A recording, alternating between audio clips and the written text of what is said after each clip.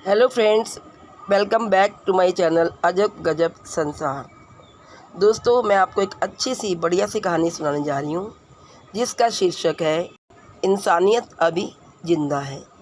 एक सज्जन railway station पर बैठे गाड़ी की प्रतीक्षा कर रहे थे। तभी जूते पॉलिश करने वाला एक लड़का आकर बोला, साहब बूट पॉलिश। उसकी दयनीय सूरत देखकर उन्होंने अपने जूते आगे बढ़ा दिए और बोले, लो पर ठीक से चमकाना। लड़के ने काम तो शुरू कर दिया, परंतु अन्य पॉलिश वालों की तरह उसमें स्फूर्ति नहीं थी।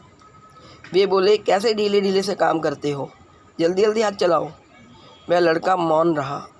इतने में दूसरा लड़का आया। उसने इस लड़के को तुरंत अलग कर दिया और स्वयं फटाफट काम में जुट गया। पहले वाला गूंगे की तरह एक और खड़ा रहा। दूसरे ने जूते चमका दिए। पैसे किसे देने हैं, इस पर विचार करते हुए उन्होंने जेब में हाथ डाला। उन्हें लगा कि अब इन दोनों में से पैसों के लिए झगड़ा या मारपीट होगी। फिर उन्होंने सोचा, जिसने काम किया उसे ही दाम मिलना चाहिए। इसलिए उन्होंने बाद में आने वाले लड़के को पैसे दे दिए। उसने पैसे ले तो लिए, परंतु पहले वाले लड़के की हथेली पर रख दिए। प्रेम से उसकी पीठ थपथपाई और चल दिया। वह आदमी विस्मित नेत्रों से देखता रहा। उसने लड़के को तुरंत वापस बुलाया और पूछा, ये क्या चक्कर है। लड़का बोला, साहब ये 3 महीने पहले चलती ट्रेन से गिर गया था। हाथ पैर में बहुत चोटें आई थी। ईश्वर की कृपा से बेचारा बच गया, नहीं तो इसकी वृद्धा माँ और बहनों का क्या होता। बहुत स्वाभिमानी है, भीख नहीं मांग सकता।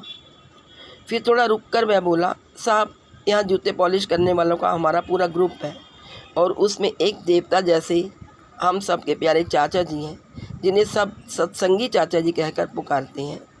वे सत्संग में जाते हैं और हमें भी सत्संग की बातें बताते रहते हैं।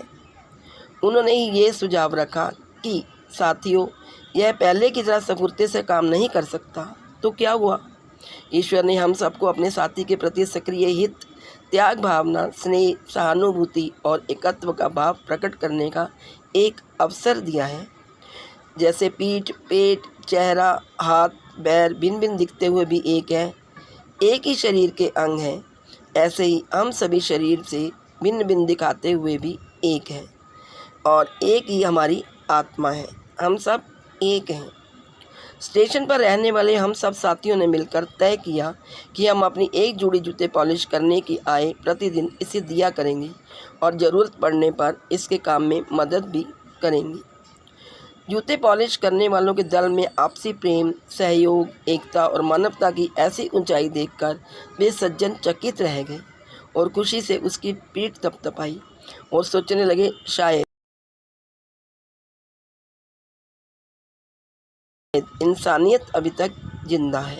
यदि आपको मेरी ये छोटी सी स्टोरी पसंद आई हो तो please like, share and subscribe. हंसते रहिए, मुस्कुराते रहिए व खुशियाँ बांटते रहिए। Bye bye, see you all, love you, thank you.